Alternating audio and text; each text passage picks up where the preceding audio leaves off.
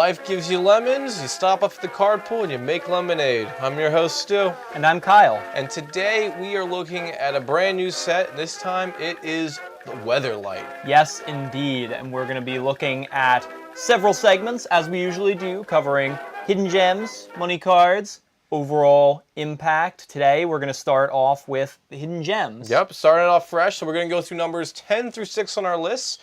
And then we'll follow up with our video next week, topping off the tops of the tops. But until then, Kyle, if you don't mind, I'll take lead. Oh, go ahead. And start with my number 10. And this one, I bring it up just because I've never seen it before, and I'm really excited to just give it a debut. It's called Maximus of Keld. I think that's Meraxus of Meraxus of There we Keld. go. That guy as well. It costs 4 mana for a legendary creature with an XX power, and its effect means when this card's power and toughness are each equal to the total of untapped artifacts, creatures, and lands you control. So this is a commander potentially. It can also be as in the 99, but I like it as a commander because it's very unique, especially for the fact that it's in red, and mono red at that. Because red's not a Voltron commander. You have some Not stuff usually. that can... Yeah, it likes to go wide. It likes its tribal stuff, it likes its sack outlets, it likes its gimmicks, or it likes its land destruction or combat steps, sure. Yep. But just permanent counts, and it's so easy to make more tokens in red. It also helps, because the time this card comes on the field, you should have at least 6 lands. So a 6/6 for 6, fair base right there. That's a good vanilla pass. However, you'll also have mana rocks, so you can have a soul ring out. You could go ahead and have pretty much tokens out there as well for creatures, or anything else you get will accumulate along the way. So by the time turn 6 hits, this isn't going to be a 6/6. It should be much bigger. Yeah, but I was thinking along the same lines you were. I was like, oh, this is actually kind of interesting and could be pretty good. It could be perhaps, but you also have to think about the fact that it's untapped artifacts, creatures, and lands. Right. So if you play this on turn 6, let's just say you have 6 lands. You play this on turn 6, he's just going to be a 1/1. No, right? not Because all your lands are going to be tapped from playing him, and he's just going to be a 1/1 until you untap, and then he becomes a 7/7 next turn. Right. You have to be real careful with that, because somebody could pick off a 1/1 like that really, really easily. Well, but that's also the fun part again. Remember, so Lightning Greaves or any equipment that's out on the field is usually untapped. And so that means all those out there. So you go ahead and equip a Lightning Greaves to this. Not only does it get protection, it also has a continual boost on there.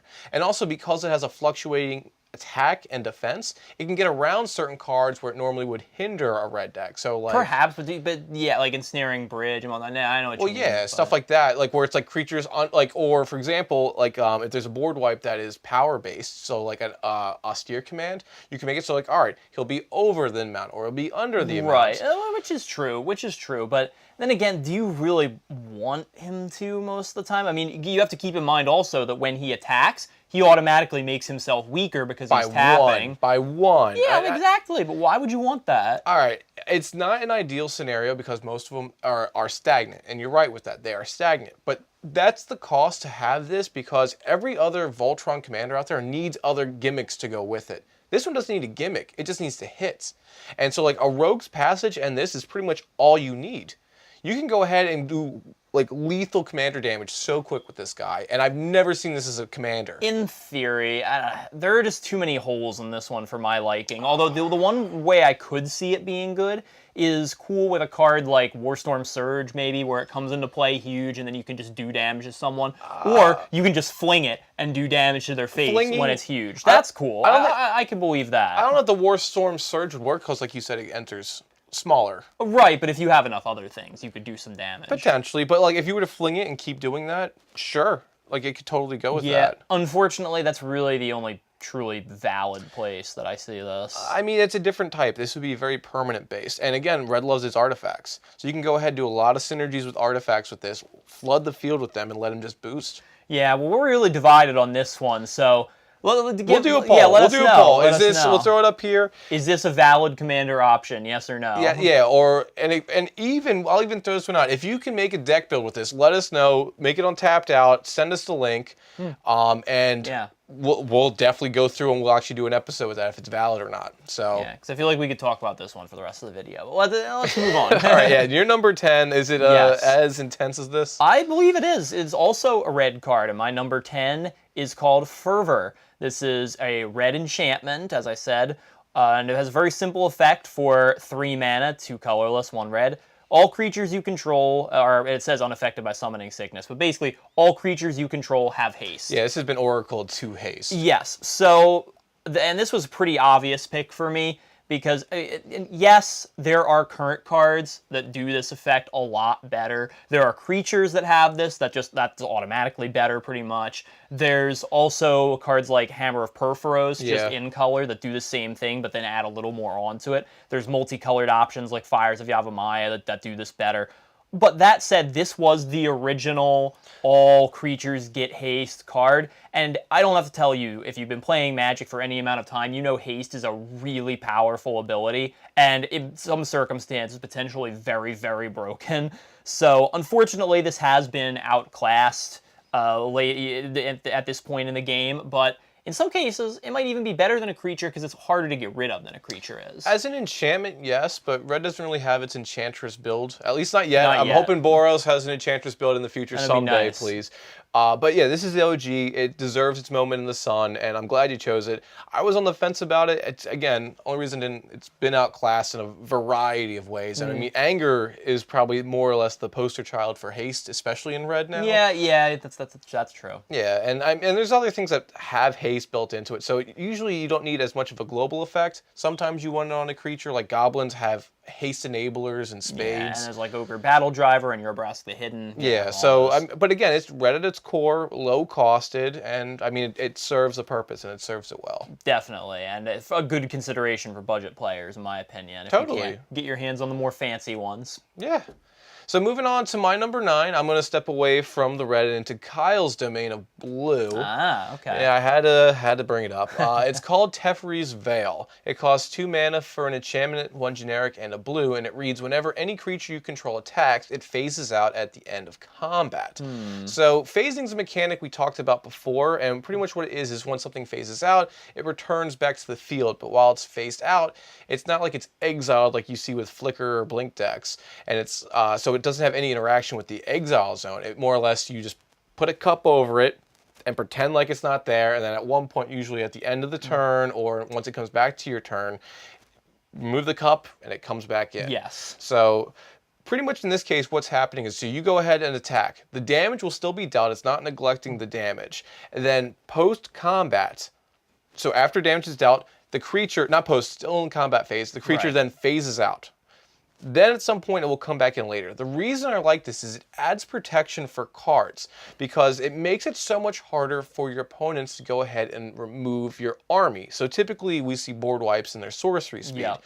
You can't kill this if it's not on the field with a sorcery. Right. You need to waste spot removal. You need to use your instance. So something like a Cyclonic Rift is still viable. However, this changes the dynamic of the combat step to a whole nother level. Yeah, this is an interesting card. I've never been a huge fan of phasing because it's very tricky to use properly. And especially, you can use phasing to preserve your board state, sure, but the creature has to survive the attack for this to work, first of all, and then it's gone, and if it can't block or help you in any way by effects or anything like that, which can be problematic. However, the reason I like this card is because it's only 2 mana. This is a super low cost for a potentially good effect like this, so that makes it worth considering to me at least. But also, I was actually just thinking about this. You know where this would be excellent? Geist of St. Traft. Yes, exactly. Yeah, because Geist decks really don't have... You probably aren't playing many other creatures other than Geist, and it has hexproof, which protects it pretty well for the most part, but where you always get hurt is the board wipes. And so not having it on the field to get board wiped on your opponent's turn is a very, very good thing. Well, and the tokens would be preserved. Well, no, they wouldn't because they would phase out, and then the turn would end, and they're supposed to be gone at the end of the turn. No, not the tokens though, because the tokens are already attacking, so this doesn't work on them that way. Yeah. So unfortunately not. I can but- dream. Well, Well, actually, that would be a good place for it, though. That is it could good flow idea. there. I was Yeah. thinking more Simic because, again, usually you're putting counters on creatures. So you do all this work to put the counters on the creatures, and then they go ahead and they get destroyed. Well, now you have a way to take them out and utilize them on your turn. Right. So, again, but again, it can pair in a variety of things. It's very low casted, and, I mean, good luck to your opponents getting rid of this. They have to remove this card as a threat. Yeah, and I guess most of the time when you're attacking with a creature, it's tapped anyway, so it's not really going to be able to block or anything, so you might as well just phase it out. Maybe. Yeah, it gives you like a little bit form of Shroud at that point. It's unmolestable, more or less. Basically. Yeah. Moving on from Interesting mine card. into yours. What's your number 9, Kyle? All right, well, my number 9 is another enchantment as well. We seem to be on a roll here. This one is white, and it's called Inner Sanctum. Once again, 3 mana, 1 generic, 2 white, and it's a cumulative upkeep card, which I'll get to in a second. All damage dealt to creatures you control is reduced to 0, and the cumulative upkeep in this case is 2 life, which means every upkeep it's around, you're going to have to pay increments of 2 life. So 2 life, 4 life, 6 life, 8 life, etc., etc. So in this case, the cumulative upkeep being life, it's easier to pay than mana cumulative upkeep, but then again, how long do you want to do that? I guess, because, you know, white is good at gaining life. That's the one positive you have going for this. But 2, 4, 6, 8, that life is going to get high pretty quickly. So you gotta You're going to do a chant right there. You gotta be real careful about it. However, I do really, really like this effect. And maybe, again, there are better cards now than what this does. But still, all damage dealt to creatures you control is 0. That's not just combat damage, that's also effect damage. So any damage-based board wipes or effects have no effect on any of your creatures. Blasphemous They Axe. can't die in battle. That's really good for 3 mana. I agree. It is pretty good, but so I have 2 points to say, but the most important one is if you read the flavor text, it mentions the red guy that I was saying before. Yeah, it does. And that means it's already a threat to be noted as, because they're making cards to protect from that creature.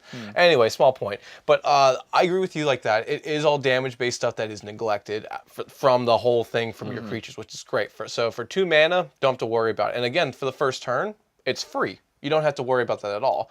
But the one thing a lot of people forget with cumulative upkeep is it's a counter. It's supposed to be marked as counters on the card, and white has a way around counters. If we have a new look at a card called Solemnity. Solemnity. Yeah.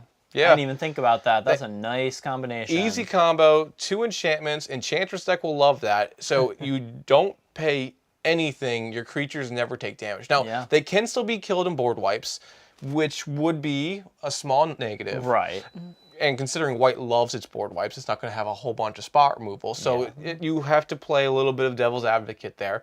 However, everything you have should live. Yeah, and there are versions of this today that get played a lot. Like Dolmen Gate is this, but for only attacking creatures. Exactly. There's Iroas, the God of Victory, which basically has the same effect. They're really good, so I think this card deserves another look if it hasn't gotten one And it's already. low casted. I mean, if this was like 4 or 5 mana, I'd be a little bit more hesitant. Yeah, but again, it's you're 3. Yeah, you can play this early, and again, you can let your life chip away. This is meant to be an early game card. Again, once you have a board presence, or once your opponent starts playing big stuff that you need to chump block, but keep your board state. So. Exactly. And like I said before, white has plenty of ways of gaining life, so maybe you can make up for the cumulative upkeep cost. And I mean, you can maybe even pair this with something like Pariah. Like, instead of you taking the damage, the creature takes the damage, but all the damage is then taken down to nothing. Right. And then, so there's tons of little combos and gimmicks you could do with this, and it would, again, be very simple. Oh, yeah, So I like the definitely. card. It's not something I hate. There might be other stuff out there to kind of outclass it, like Pillow Fort stuff, where you're not actually paying something. Yeah, probably. But again, it is viable. If you're gaining life, there's no reason why you wouldn't run this deck. So Yeah, definitely. Or this card, I mean. But moving away from your card, I'm going to go into a white one as well. Okay, go My ahead. number 8 is a card called Argivian Fine? Argivan. Argivan? Yeah. My literacy. It costs 1 white mana for an instant, and it says return target artifact or enchantment from your graveyard to your hand. And the reason this sticks out to me is because this effect sounds very familiar. And if you think about it, it's pretty much the effect of Hannah Ship Navigator, right? Yeah, I guess it is. Yeah. And that's in blue and white. So this is the effect that you're able to get that's in Soul White. So again, if you aren't running blue, but you would want that kind of effect, it's kind of like your version of Hannah Ship's Navigator for you Right. to have. Now again, white typically can recurse stuff from the grave, but it's usually creatures. More often than not, it's creatures. There are some exceptions, like if you use Sun Titan, you can get back a permanent of any type. White's also been pretty good at getting artifacts back. Here and there. And sometimes enchantments too, but like replenish on or open the vaults. on one card like that, to have those kind of options is kind of rare. Yeah, they're usually more specialized. And more mana intensive. Yes. So for having 1 mana, it pretty much reads as you go ahead, you pay this, you get the card to your hand, and can recast it. Yeah. It's almost like a Snapcaster Mage for white, but it's not going to exile it because you can then recast it right there. But again, only for artifacts and enchantments if you do it that way. This is the fact that it is so low costed and an instant is very nice. I do like that. But like you said, there are other options with permanents that can do the same kind of thing. I would rather invest in something that was going to stick around and give me more value than just a one-shot thing. Well, again, it's my same argument against all these kinds of cards. I agree. It is a one-shot effect, but sometimes you just need effect to be a guarantee. And like Hannah's Ship's Navigator, it's a tap effect. You have Summoning Sickness. You're like, I really need this effect to go off. Well, if you can't get it, I mean, how useful was the card? Yeah. So this is something, it's a guarantee for 1 mana. And again, you could use a whole bunch of different things to recur this, get it back, and et cetera, et cetera. But as a standalone card, I really have never seen it, and I think it's awesome. I've seen a couple people play this in lists before, and it's not bad, certainly. It's just, I tend to kind of shy away from these one-shot effects like that in favor of permanents, but yeah, that's just me. I'm with you on that. I do see where you're coming from with it, but it's just another option. You can get this effect in a couple options, and again, singleton format works out better that way. Oh yeah, definitely. Not a bad card at all. But now, what do you got going for on? us? All right, well, we'll go on to my number 8 here, and for this one, again, I'm going back to the theme of enchantments. This one is a black card called Infernal Tribute, and it costs 3 mana, triple black, which is a little difficult to play, but we'll see if it's worth it. You can tap 2 colorless, so yeah, 2 of any color, sacrifice a card in play, and draw a card. Now, very simple effect, but I think a very good card that I am shocked I didn't know existed up until now. I mean, first of all, like I said, outside of a mono black deck, you're probably not going to be casting this much, but the mana cost does help in a lot of black decks. There are devotion cards that are very good, like Grey Merchant, and that puts 3 toward your devotion, which is nice, and Nykthos and like all those cards. The main point that I want to make about this is, wow, is this a good sacrifice engine? Well, the thing is, I don't know what the Oracle is going to say on this card because it says sacrifice a card. It doesn't read creature. So, I mean, again, a creature is a card, but this could also be an enchantment. It's permanent, yeah, a permanent in play. Oh, okay. Yeah. So it inherently can sacrifice itself as a sack outlet then at that point. So it has built-in protection, which usually those kind of cards, like a Commander Sphere, you gotta respect because they can do something more that other ones wouldn't. Yeah, definitely. And as you were saying, for the mana cost, you can always run something like a Urborg to make everything swamps. Because again, it's not hard to splash it into any deck because it's not viewed as having color because the effect makes it so it can tap. Yeah. So you can run that into like even a mono blue deck truly. I know I've played Grave Pact strategies in the past, and you take all of these kind of sacrifice outlet cards you can get. This one's actually a really good one, and I'm disappointed that I didn't know it existed up until now. I mean, you could sacrifice creatures. You could even sacrifice your own lands if you want to draw more cards and you're that desperate. The fact that it's permanent awesome. is pretty nice. Yeah. Now, and typically in black, where you see cards like Greed or even like, who's the god? Oh, Erebos. Yeah, where you're paying life to draw cards. Exactly. Yeah. So this is kind of unusual because black typically pays life to draw cards. Like we see with Sign in Blood or anything else like that. It's like, all right, you're going to lose 2 life pretty much to draw a card, if not more. Yeah. So it seems almost too easy. I think it's just because it's the triple black. It's the thing that's the deterrent. And honestly, I don't think that truly is. No, I don't think it is either. I would run this in almost any mono black deck just on principle. Outside of that, maybe. No, you could definitely run it in any duel. Again, if you're running Urborg, Cabal Coffers combo, and again, you don't need to do that in solely just black. It's just easier. I mean, again, it's why not? You would totally just run this. And this is easily tutorable if you're running black, anything else like that, enchantments. Yeah, and it fits into so many possible decks, like a mono black Grave Pact deck. This is great. Even decks like Mazarek, all the sacrifice triggers. Even something like the Gitrog monster, where sacrificing lands for profit, that fits right in there too. So Yeah, there are all kinds of Totally. homes for this card. It's got more versatility than it seems like it has. Yeah, definitely. I'm surprised I haven't seen this card around more, I'm honestly. too. I thought I would actually hate that card more when I was first reading it, just so I could say I hated it. But if it's any permanent, not just reading like anything else, Yeah. that's pretty good. But moving away from yours and into my number 7. All right. It's a card called, well, I can at least pronounce this one, Tariff. It costs 2 mana, 1 generic, and a white for a sorcery. And it reads, each player chooses a creature with the highest total casting cost he or she controls.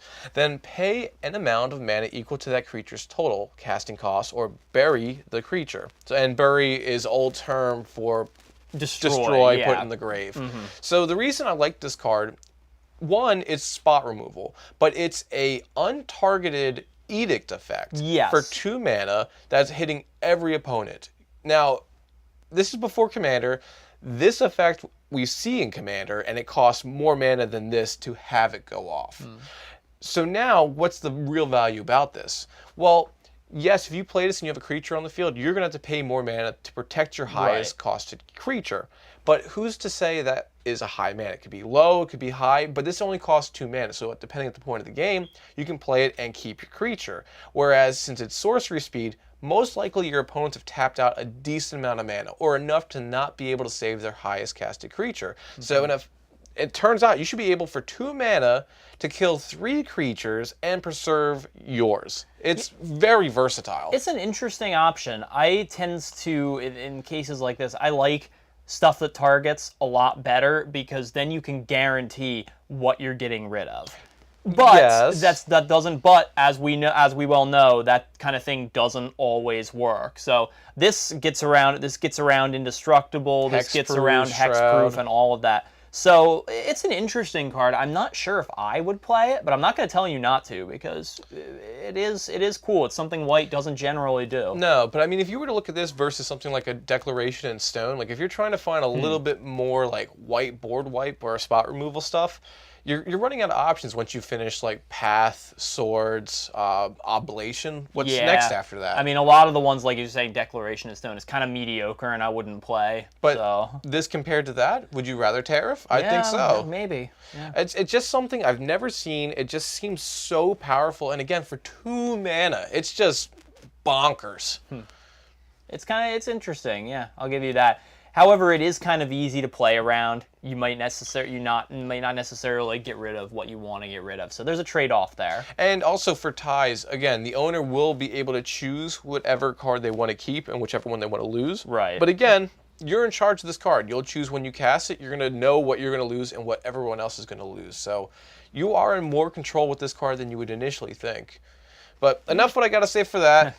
Kyle, what do you got at number 7? All right, coming up next at number 7 is another red enchantment on my list, and it's called Aether Flash. This is 4 mana, 2 colorless, 2 red. Whenever any creature comes into play, Aether Flash deals 2 damage to that creature. So this is a good card because it's a great Punisher enchantment. I've played it in decks, like I at one point had a Mogus deck that was basically all enchantments, and just like whenever somebody did something, they got punished for it. And this was one of those cards because And it was so much fun playing against it. It shuts down a lot of really good small creatures, and especially tokens. Like, you basically can't play most token decks if this card is around because it's just going to kill off all those tokens the minute they come into play. Ironically, it shuts down what red does best, which is token decks, weenie rush strategies. Well, if you're going for those. Again, yeah, red it's a little also has, counterintuitive. if you go wide, again, you can also do a tribal strategy that doesn't hit that, like dragons are red, giants are red. You don't see giants much, but you do see dragons here and there. Yeah. But not necessarily in mono red. But this is something that works so well with the enrage mechanic. Like, we see this with like Ixalan. Yeah, it does. Like, it just turns stuff on like instantly, and it probably doesn't kill most of the stuff because they are big enough to handle 2 damage. Yeah. The only thing you have to worry about is little pingers, or they have something like a Staff of Nin, which could just like easily just pop something off where it normally wouldn't. But again, I mean, even with repercussion, that just it ends the game quick. This is meant to be a board wipe almost, or a controlling position for red, which it doesn't typically run. Exactly. This is a very controlling red card, and I really do like that. It makes you think And it's not for every deck, No. but there are a lot of decks that if you play minimal creatures, you could really benefit from running this. Yeah. Some kind of red control strategy. Well, no, or you're using like some sort of spell slinging effect, like an Is It, and you're not really able to control the board that well, or like you're not using a creature-based way to control the board. One of these will help maintain a lot more than just a basic like lightning bolt, for example. Definitely.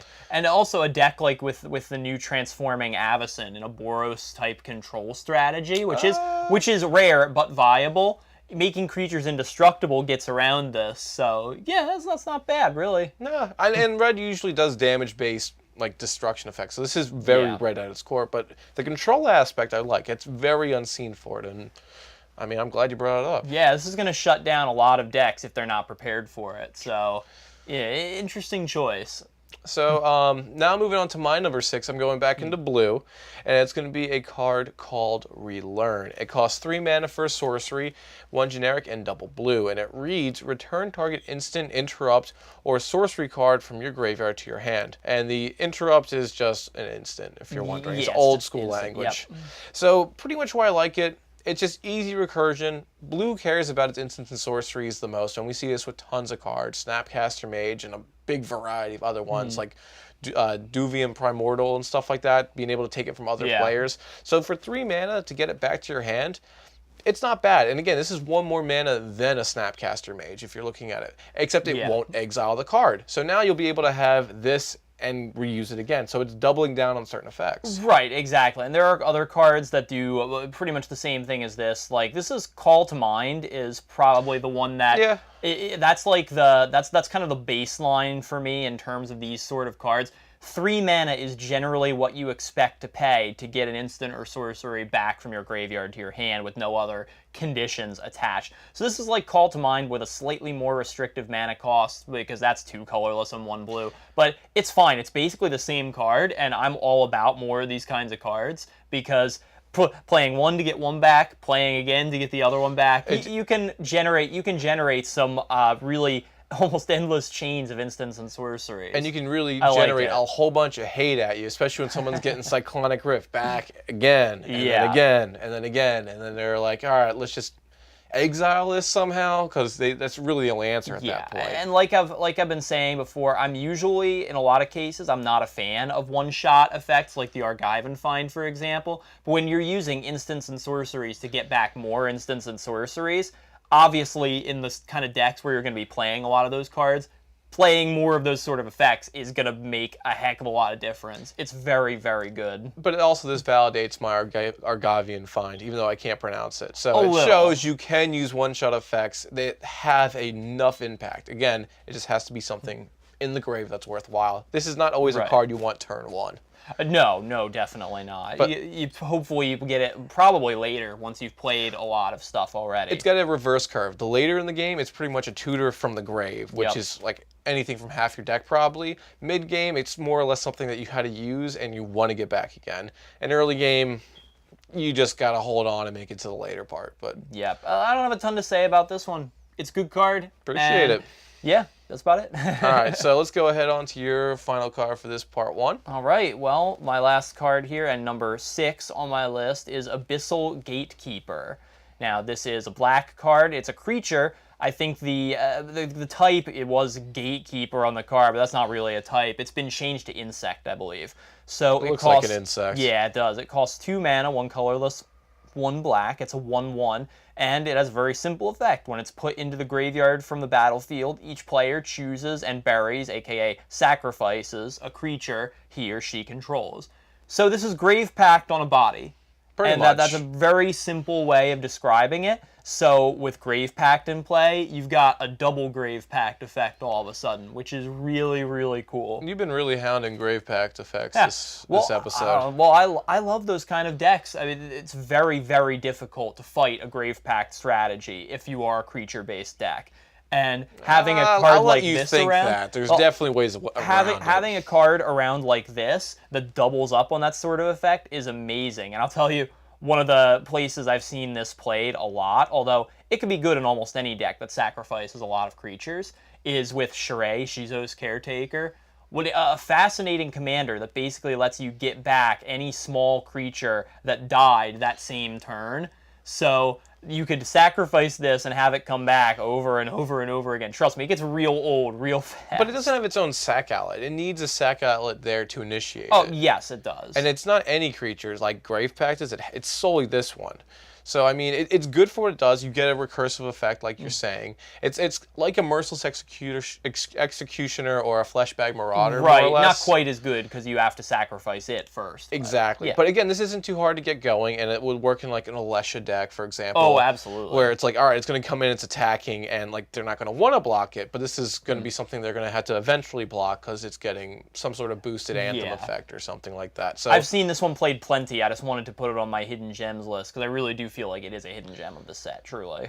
I think so. You know, it would actually be funny. I would just like it for flavor because it says it's a gatekeeper. If you're doing like a Maze's End deck where it's like all gates, I would just love this to be in there as like a flavor standpoint. Yeah. But on its own, I think it needs a little bit more. I'm not as impressed with the other ones that you said on this one, Kyle, but it is a good card to take note of. It is 100% for a Grave Pact deck. Oh, yeah. So, I mean, it does have its home. I just don't think it has much reach beyond that. Maybe not. But that being said, that is our final card for this episode. Yeah, that about wraps it up for us. So next week we're going to have our part 2, which is going to be 5 through 1, the best of the hidden gems that we found in Weatherlight. And if you like this video, be sure to like, comment, subscribe, let us know. Yep. And you can find us anywhere on social media. Kyle? Yeah, on Reddit, Tapped Out now, Facebook, Twitter. You can find us there. Our handle is The Card Pool on all of them. And of course, you can always email us too if you want to directly comment at mtgthecardpool@gmail.com. Indeed. But till then, I'm Stu Galetta. And I'm Kyle. And we'll see you next time at the Card Pool.